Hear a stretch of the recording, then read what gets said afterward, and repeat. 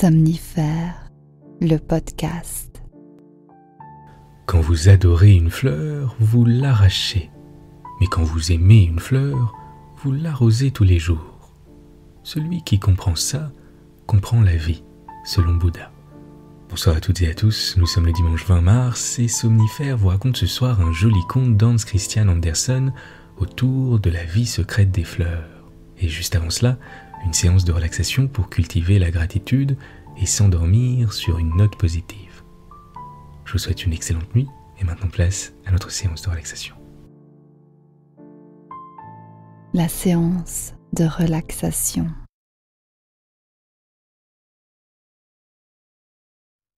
L'actualité en ce moment nous fait réaliser que le bonheur tient à peu de choses et nous fait relativiser la plupart de nos préoccupations. Je vous propose ce soir une séance de relaxation axée sur la notion de gratitude. Lorsque vous êtes prêt, fermez les yeux et portez simplement votre attention sur votre corps en tâchant de bien relâcher les éventuelles tensions que vous remarquez. Je vous laisse quelques instants pour le faire.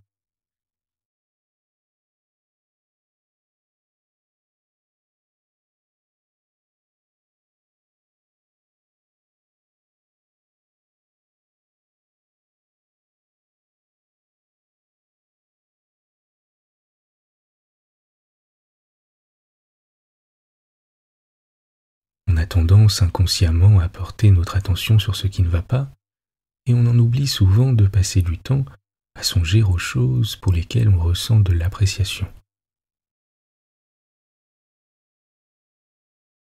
Que vous ayez passé une bonne semaine ou une semaine difficile, que vous soyez ou non sorti de chez vous, je vais vous demander de trouver 3 choses pour lesquelles vous avez ressenti de la gratitude cette semaine, qui vous ont fait plaisir et pour lesquelles vous êtes reconnaissant.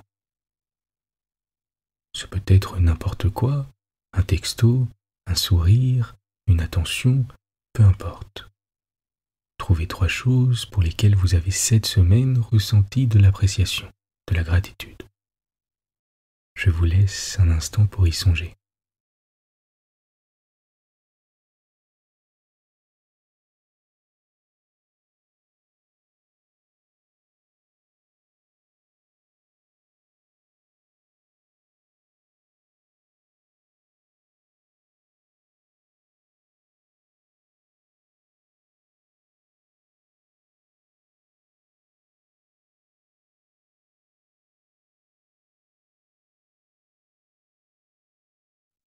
Continuez de porter votre attention sur ces 3 choses pour lesquelles vous ressentez de la gratitude et observez vos sensations.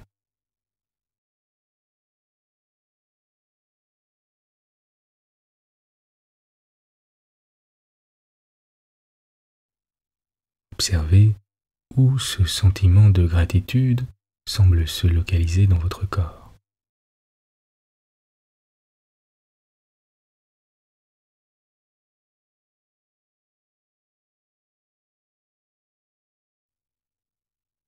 Portez simplement votre attention sur ces 3 choses, ainsi que sur votre respiration, et observez avec curiosité ce que cela provoque en vous.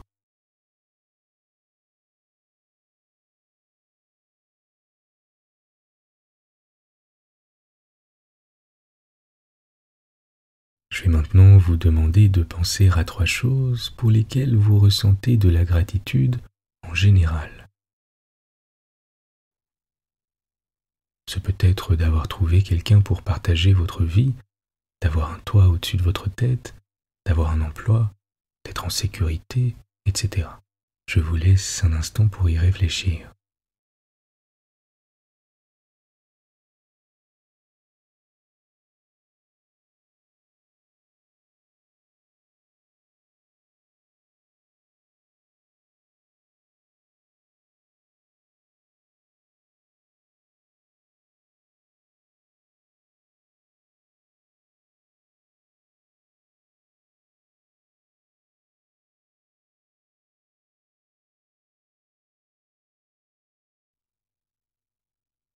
Continuez de porter votre attention sur ces 3 choses et concentrez-vous à nouveau sur les sensations que cela provoque chez vous.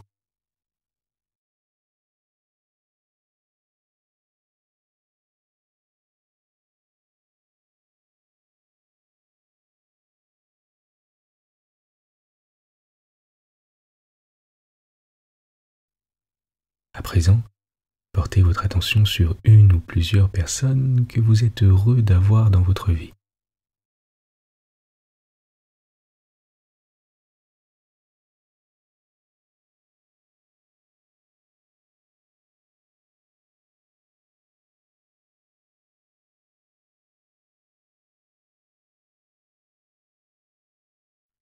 Laissez votre attention doucement dériver sur votre respiration, calme et sereine.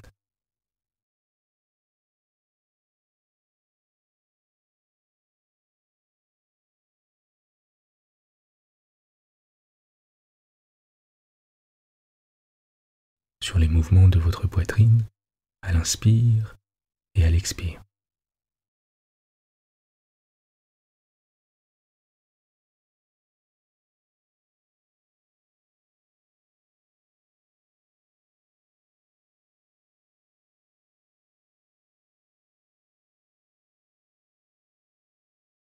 Imaginez qu'à chaque expire, votre corps s'enfonce un peu plus confortablement dans le matelas.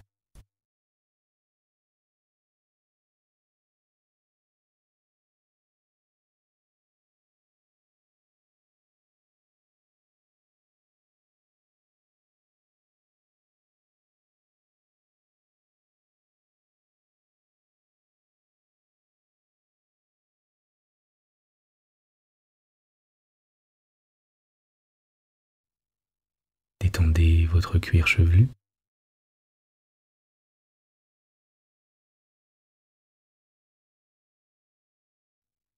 votre front,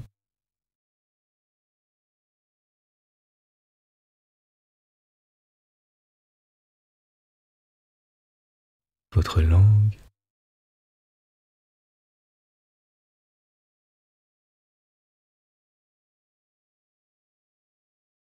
votre mâchoire,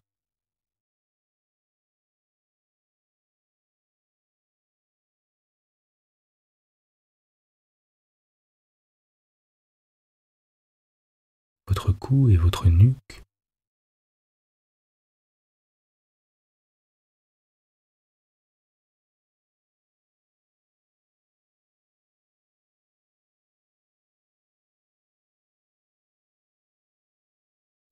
vos épaules.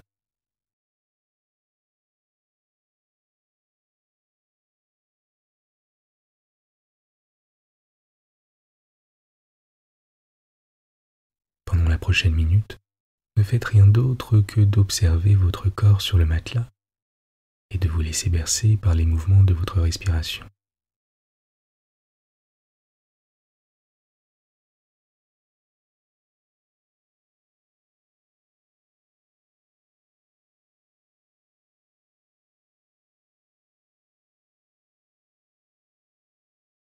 Et par votre ventre qui monte et qui descend.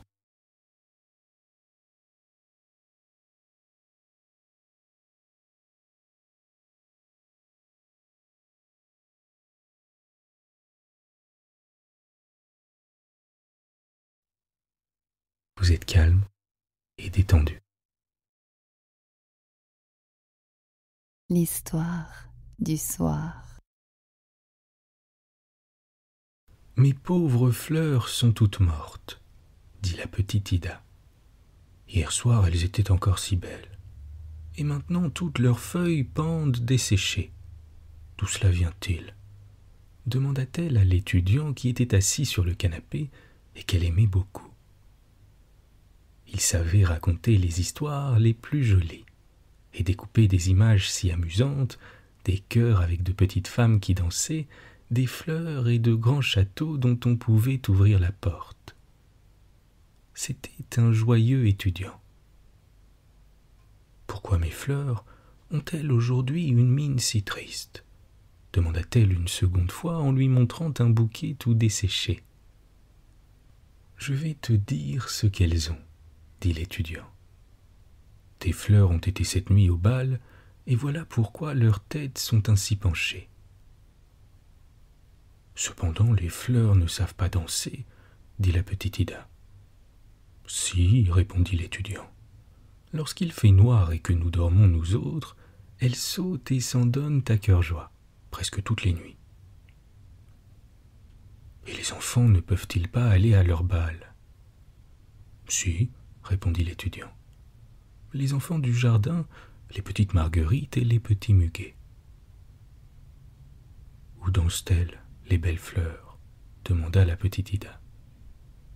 N'es-tu jamais sorti de la ville, du côté du grand château où le roi fait sa résidence l'été, et où il y a un jardin magnifique rempli de fleurs? Tu as bien vu les cygnes qui nagent vers toi quand tu leur donnes des miettes de pain. Crois-moi, c'est là que se donnent les grands bals. Mais je suis allé hier avec maman au jardin, répliqua la jeune fille. Il n'y avait plus de feuilles aux arbres, et pas une seule fleur. Où sont-elles donc? J'en ai tant vu pendant l'été. Elles sont dans l'intérieur du château, dit l'étudiant. Dès que le roi et les courtisans retournent à la ville, les fleurs quittent promptement le jardin, entrent dans le château et mènent une vie joyeuse. Oh, si tu voyais cela! Les deux plus belles roses s'asseyent sur le trône et elles sont rois et reines. Les crêtes de coq écarlate se rangent des deux côtés et s'inclinent. Ce sont les officiers de la maison royale. Ensuite viennent les autres fleurs et on fait un grand bal. Les violettes bleues représentent les élèves de marine. Elles dansent avec les jacinthes qu'elles appellent mesdemoiselles. Les tulipes et les grands lys rouges sont de vieilles dames chargées de veiller à ce qu'on danse convenablement et à ce que tout se passe comme il faut. Mais, demanda la petite Ida, n'y a-t-il personne qui punisse les fleurs pour danser dans le château du roi? Presque personne ne le sait, dit l'étudiant. Il est vrai que quelquefois, pendant la nuit, arrive le vieil intendant qui doit faire sa ronde. Il a un grand trousseau de clés sur lui, et dès que les fleurs en entendent le cliquetis, elles se tiennent toutes tranquilles, se cachant derrière les longs rideaux et ne montrant que la tête. « Je sens qu'il y a des fleurs ici, » dit le vieil intendant, « mais il ne peut pas les voir. »« C'est superbe, » dit la petite Ida en battant des mains. « Est-ce que je ne pourrais pas voir les fleurs danser moi aussi ?»« Peut-être, » dit l'étudiant. « Pense-y lorsque tu retourneras dans le jardin du roi. Regarde par la fenêtre et tu les verras. Je l'ai fait aujourd'hui même. Il y avait un long lys jaune qui était étendu sur le canapé. C'était une dame de la cour. Mais les fleurs du jardin des plantes y vont-elles aussi? Comment peuvent-elles faire ce long chemin? Mais, dit l'étudiant, si elles veulent, elles peuvent voler. N'as-tu pas vu les beaux papillons rouges, jaunes et blancs? Est-ce qu'ils ne ressemblent pas tout à fait aux fleurs? C'est qu'ils n'ont pas d'abord été autre chose. Les fleurs ont quitté leurs tiges et se sont élevées dans les airs. Là, elles ont agité leurs feuilles comme de petites ailes et ont commencé à voler. Et parce qu'elles se sont bien conduites, elles ont obtenu la permission de voler toute la journée. Elles n'ont plus besoin de rester chez elles, attachées à leurs tiges. C'est ainsi qu'à la fin, les feuilles sont devenues de véritables ailes. Mais tu l'as vu toi-même. Du reste, il se peut que les fleurs du jardin des plantes ne soient jamais allées dans le jardin du roi, et même qu'elles ignorent qu'on y mène la nuit si joyeuse vie. C'est pourquoi je veux te dire quelque chose qui fera ouvrir de grands yeux au professeur de botanique notre voisin. Lorsque tu iras dans le jardin, annonce à une fleur qu'il y a un grand bal au château. Celle-ci le répétera à toutes les autres et elles s'envoleront. Vois-tu les yeux que fera le professeur lorsqu'il ira visiter son jardin et qu'il n'y verra plus une seule fleur sans pouvoir comprendre ce qu'elles sont devenues? Mais comment une fleur pourra-t-elle le dire aux autres? Les fleurs ne savent pas parler. C'est vrai, répondit l'étudiant, mais elles sont très fortes en pantomime. N'as-tu pas souvent vu les fleurs, lorsqu'il fait un peu de vent, s'incliner et se faire des signes de tête? N'as-tu pas remarqué que toutes les feuilles vertes s'agitent? Ces mouvements sont aussi intelligibles pour elles que les paroles pour nous. Mais le professeur, est-ce qu'il comprend leur langage? Demanda Ida. Oui, assurément. Un jour qu'il était dans son jardin, il aperçut une grande ortie qui, avec ses feuilles, faisait des signes à un très bel œillet rouge. Elle disait « Que tu es beau, comme je t'aime ». Mais le professeur se fâcha et il frappa les feuilles qui servent de doigts à l'ortie. Il s'y piqua, et depuis ce temps, comme il se souvient combien il lui en a cuit la première fois, il n'ose plus toucher à une ortie. « C'est drôle, » dit la petite Ida, et elle se mit à rire. « Comment peut-on mettre de telles choses dans la tête d'un enfant ?» dit un ennuyeux conseiller qui était entré pendant la conversation pour faire une visite et qui s'était assis sur le canapé. L'étudiant ne lui plut pas, et il ne cessa de murmurer tant qu'il le vit découper ses petites figures risibles et joyeuses. Ce fut d'abord un homme pendu à une potence et tenant à la main un cœur volé, puis une vieille sorcière qui trottait à cheval sur un balai et portait son mari sur son nez. Le conseiller ne pouvait supporter cette plaisanterie, et il répétait sans cesse sa première réflexion. Comment peut-on mettre de telles choses dans la tête d'un enfant? C'est une fantaisie stupide. Mais tout ce que l'étudiant racontait à la petite Ida avait pour elle un charme extraordinaire, et elle y réfléchissait beaucoup. Les fleurs avaient les têtes penchées parce qu'elles étaient fatiguées d'avoir dansé toute la nuit. Elles étaient sans doute malades. Alors elle les emporta près de ses autres joujoux qui se trouvaient sur une jolie petite table dont le tiroir était rempli de belles choses. Elle trouva sa poupée Sophie couchée et endormie, mais la petite lui dit « Il faut te lever, Sophie, et te contenter pour cette nuit du tiroir.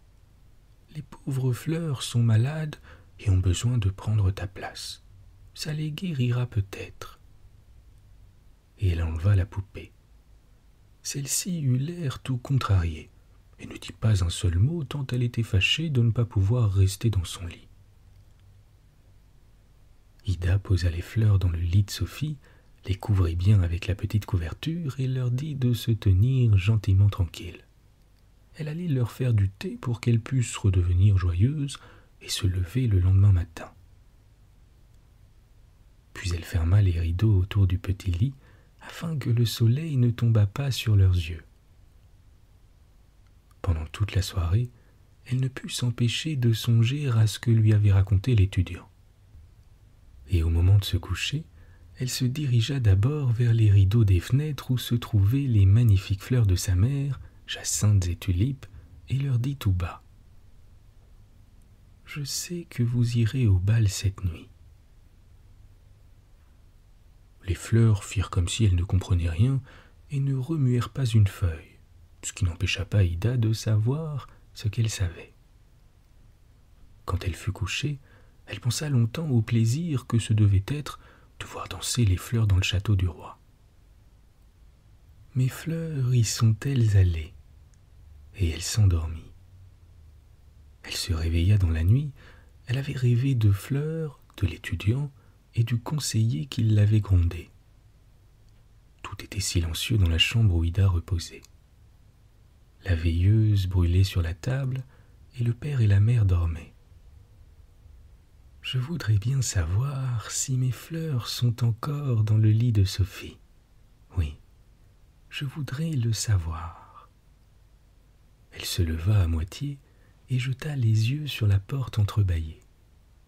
Elle écouta, et il lui sembla qu'elle entendait toucher du piano dans le salon, mais si doucement et si délicatement qu'elle n'avait jamais entendu rien de pareil.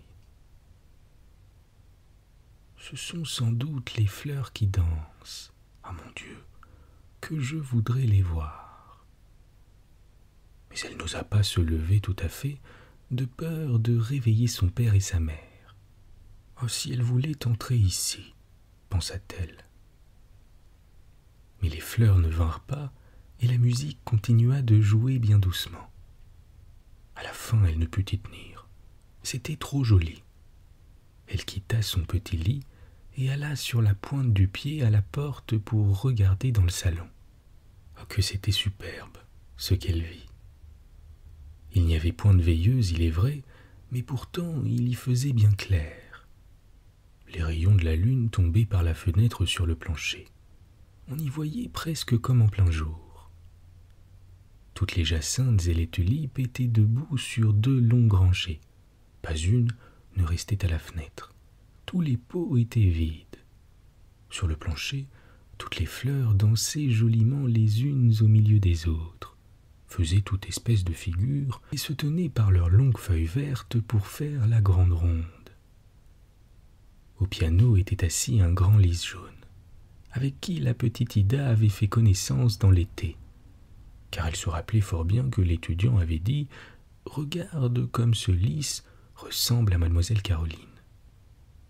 Tout le monde s'était moqué de lui, et cependant la petite Ida crut alors reconnaître que la grande fleur jaune ressemblait d'une manière étonnante à cette demoiselle. Elle avait, en touchant du piano, absolument les mêmes manières. Elle penchait sa longue figure jaune, tantôt d'un côté, tantôt de l'autre, et battait aussi la mesure avec la tête. Personne n'avait remarqué la petite Ida. Elle aperçut ensuite une grande fleur qui sautait au milieu de la table où étaient ses jouets, et qui alla ouvrir le rideau du lit de la poupée. C'était là qu'étaient couchées les fleurs malades. Elles se levèrent aussitôt et dirent aux autres par un signe de tête qu'elles avaient aussi envie de danser. Le vieux bonhomme du vase au parfum, qui avait perdu la lèvre inférieure, se leva et fit un compliment aux belles fleurs. Tout à coup, quelque chose tomba de la table. Ida regarda. C'était une petite baguette qui s'élançait à terre.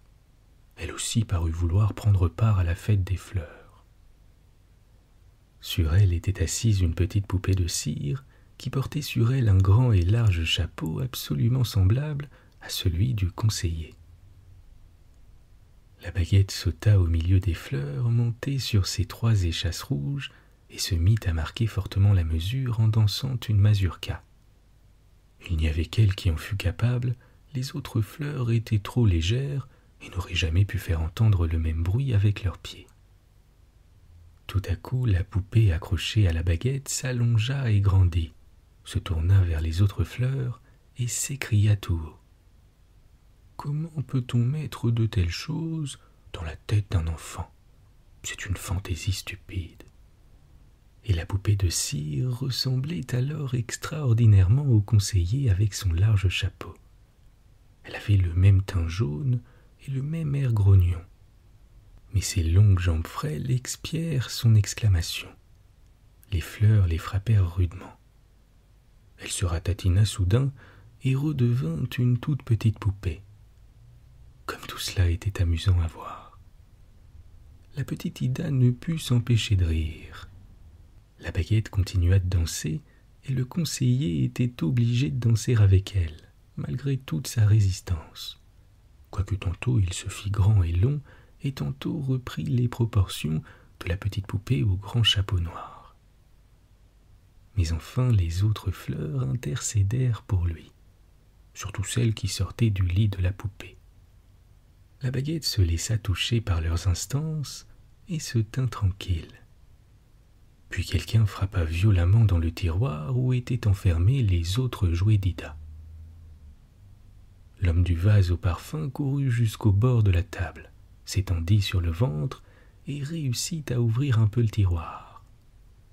Tout à coup, Sophie se leva et regarda tout étonnée autour d'elle. « Il y a donc bal ici, dit-elle. Pourquoi personne ne me l'a-t-il dit? Veux-tu danser avec moi? Dit l'homme au parfum. Par exemple, en voilà un danseur, dit-elle, et elle lui tourna le dos. Elle s'assit ensuite sur le tiroir et pensait qu'une des fleurs allait venir l'inviter. Mais aucune d'elles ne se présenta. Elle eut beau tousser, aucune n'approcha. L'homme se mit à danser tout seul et s'en acquitta assez bien. Comme aucune des fleurs ne semblait faire attention à Sophie, elle se laissa tomber avec un grand bruit du tiroir sur le plancher. Toutes les fleurs accoururent, lui demandèrent si elle s'était fait mal et se montrèrent très aimables avec elle, surtout celle qui avait couché dans son lit. Elle ne s'était pas fait le moindre mal, et les fleurs d'Ida la remercièrent de son bon lit, la conduisirent au milieu de la salle où brillait la lune et se mirent à danser avec elle. Toutes les autres fleurs faisaient cercle pour les voir. Sophie, joyeuse, leur dit qu'elle pouvait désormais garder son lit, qu'il lui était égal de coucher dans le tiroir. Les fleurs lui répondirent: « Nous te remercions cordialement. Nous ne pouvons pas vivre si longtemps. Demain, nous serons mortes. Mais dis à la petite Ida qu'elle nous enterre là, dans l'endroit du jardin où est enterré le petit oiseau des Canaries.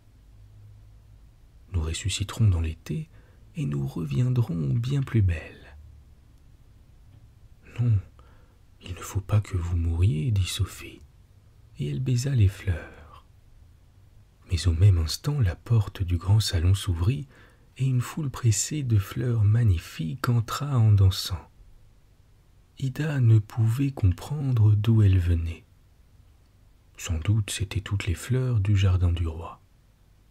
À leur tête marchaient deux roses éblouissantes qui portaient de petites couronnes d'or. C'étaient le roi et la reine.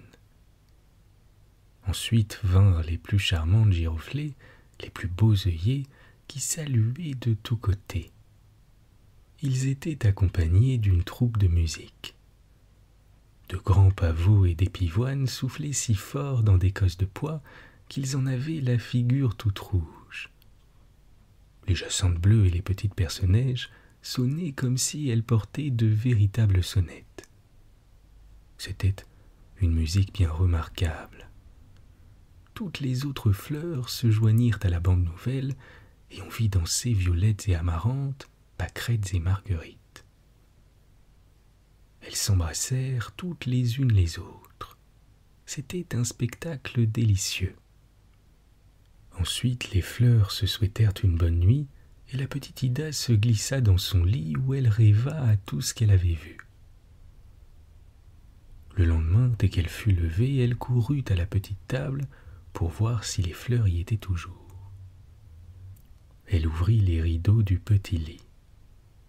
Elles s'y trouvaient toutes, mais encore bien plus desséchées que la veille. Sophie était couchée dans le tiroir où elle l'avait placée et avait l'air d'avoir grand sommeil. « Te rappelles-tu ce que tu as à me dire ?» lui dit la petite Ida. Mais Sophie avait une mine tout étonnée et ne répondit pas un mot. « Tu n'es pas sympa, » dit Ida. « Pourtant, elles ont toutes dansé avec toi. » Elle prit ensuite une petite boîte de papier qui contenait des dessins de beaux oiseaux et elle y mit les fleurs mortes. « Voilà votre joli petit cercueil, » dit-elle. « Et plus tard, lorsque mes petits cousins viendront me voir, ils m'aideront à vous enterrer dans le jardin pour que vous ressuscitiez dans l'été et que vous reveniez plus belle. » Les cousins de la petite Ida étaient deux joyeux garçons. Leur père leur avait donné 2 arbalètes et ils les emportèrent pour les montrer à Ida. La petite fille leur raconta l'histoire des pauvres fleurs qui étaient mortes et les invita à l'enterrement. Les 2 garçons marchèrent devant avec leurs arbalètes sur l'épaule et la petite Ida suivit avec les fleurs mortes dans le joli cercueil. On creusa une petite fosse dans le jardin. Ida, après avoir donné un dernier baiser aux fleurs, déposa le cercueil dans la terre. Les 2 cousins tirèrent des coups d'arbalète au-dessus de la tombe, car ils ne possédaient ni fusil ni canon. Bonne nuit. Bonne nuit.